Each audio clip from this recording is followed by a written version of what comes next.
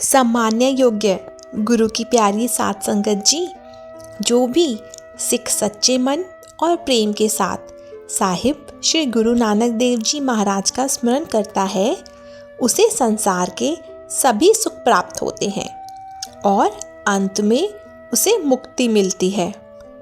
सच्चे पातशाह धन धन श्री गुरु नानक देव जी महाराज संसार को तारते हुए एक ऐसे स्थान पर पहुँचे जहाँ बहुत से विहंगम रहते थे, यानी पक्षी रूप में ऋषि मुनि।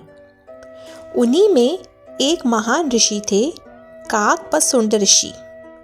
वे कौन थे, उन्हें श्राप कैसे मिला और किस प्रकार की योनि उन्हें प्राप्त हुई, आइए यह पावन कथा आप श्रवण करें।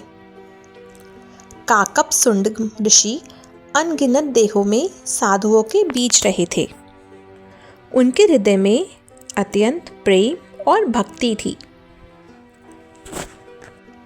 वे सुंदर कथा और भक्ति का रस सभी साधुओं को सुनाते थे। जब संसार को तारते हुए साहिब श्री गुरु नानक देव जी महाराज, भाई बालाजी और भाई मर्दाना जी वहाँ पहुँचे तो साधुओं की मंडली में जाकर बैठ गए। कुछ समय बीतने के बाद कथा समाप्त हुई और फिर भाई मर्दाना जी ने रबाब बजाई। गुरु नानक साहिब ने महाराज ने शब्द गायन किया। गुरु जी का शब्द सुनकर काकपसुंड ऋषि प्रेम में मगन हो गए। जैसे पुण्य के थोड़े से दर्शन से सागर का आनंद मिल जाता है, वैसे ही उन्हें अपार आनंद प्राप्त हुआ। उनकी समाधि लग गई। यह उनके पिछले जन्म की भक्ति का फल था। जब उनकी समाधि खुली तो उन्होंने नेत्र खोले और अत्यंत प्रेम से गुरु महाराज से निवेदन किया, आपके पावन शब्द सुनकर मेरे हृदय को शांति मिली है। यह शब्द किसका है? भाई मर्दाना जी ने कहा, यह शब्द साहिब श्री गुरु नानक देव जी महाराज का है। यह सुनते ही काकपसुंड ऋषि को ज्ञात हो गया कि यह कोई साधारण महापुरुष नहीं, स्वयं निरंकार का स्वरूप है। वे गुरु महाराज के चरणों में गिर पड़े। वैराग्य के आंसू बहने लगे। उनके साथ सभी विहंगम भी गुरु जी के चरण कमलों में आके नतमस्तक हो गए। काकपसुंड ऋषि ने कहा, महाराज, मुझे पहले से ज्ञात था कि कलयुग में वाहिगुरु अवतार धारण करेंगे। मेरे हृदय में भी यह इच्छा थी कि मैं प्रभु के अवतार के दर्शन करूं। आप बेदी कुल के दीपक हैं। आपने मेरा मनोरथ पूर्ण किया। कलयुग में लोग धर्म से भटक गए हैं, अंधविश्वास और पाखंड में फंसे हुए हैं। उन्हें सही मार्ग दिखाने के लिए आपने अवतार लिया है। जो भी आपके चरणों की शरण में आएगा, उसका जन्म मरण का चक्र समाप्त हो जाएगा। कृपा करके मेरे ऊपर भी दया करें। इसके बाद काकपसुंड ऋषि ने गुरु महाराज से कुछ प्रश्न किए। गुरु महाराज ने बताया कि इस संसार में सुनने वाले 5 प्रकार के होते हैं, जो राग रागिनियों की पहचान रखते हैं और जो सुर ताल का ज्ञान रखते हैं। तीसरे वो जो प्रेम से राग ताल सुनते हैं। चौथे वो जो वाग यंत्रों के रस का आनंद लेते हैं। और पांचवे वो जो शब्द और अर्थ को पूरी तरह ना समझते हुए भी श्रद्धा से सुनते हैं।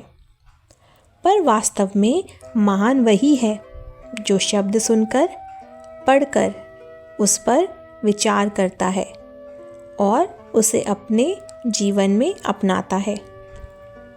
वही संसार से पार उतरता है। भाई मर्दाना जी ने काकपसुंड ऋषि की दीर्घ आयु देखकर पूछा, आपने कितने युग देखे हैं? काकभसुंड ऋषि बोले, मैंने अनगिनत युग देखे हैं। कई ब्रह्मा अपनी आयु पूरी करके चले गए। अनेक बार संसार बना और नष्ट हुआ। राम, कृष्ण जैसे अनेक अवतार हुए।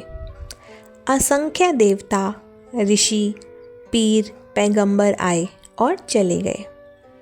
संसार बनता मिटता रहता है, पर मैं प्रभु के गुण गाता रहा और आनंद पाता रहा।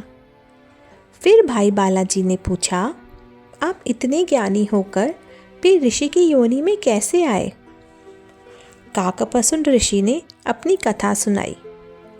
पिछले जन्म में वे एक शूद्र थे और शिवजी जी की भक्ति करते थे। उन्होंने एक ब्राह्मण को गुरु बनाया जो विष्णु भक्ति का उपदेश देते थे, पर अहंकार के कारण उन्होंने अपने गुरु का आदर नहीं किया। गुरु के वचनों को ना मानने के कारण उन्हें श्राप मिला कि वे नीची योनि में जन्म लेंगे। बाद में उन्हें अनेक योनियों में भटकना पड़ा। फिर एक दयालु ऋषि लोमश ने उन्हें वरदान दिया कि उनका ज्ञान बना रहेगा और वे इच्छा से ही देह त्यागेंगे। इस प्रकार उन्हें कोय यानी काक की योनि मिली, पर भक्ति और ज्ञान उनके भीतर बना रहा। अंतः में गुरु नानक देव जी महाराज वहाँ से चलने लगे। काकभसुंड ऋषि ने गुरु जी के चरणों में माथा टेका। गुरु महाराज के दर्शन से उन्हें जन्म मरण से मुक्ति प्राप्त हुई। इस कथा से हमें यह शिक्षा मिलती है कि चाहे कितना भी ज्ञान क्यों ना हो, यदि गुरु का आदर और गुरु के वचनों का पालन नहीं किया तो जीवन टेढ़ा हो जाता है। सच्चा लाभ तभी है जब हम गुरु के उपदेशों को जीवन में अपनाएं, नम्रता धारण करें, नाम जपें, वंड चखें और सेवा करें। अंत में यही अरदास है, हे गुरु महाराज, सर्वत्र संगत पर कृपा करें, नाम, दान और सिखी की दात बख्शे। वाहिगुरु जी का खालसा, वाहिगुरु जी की फतेह।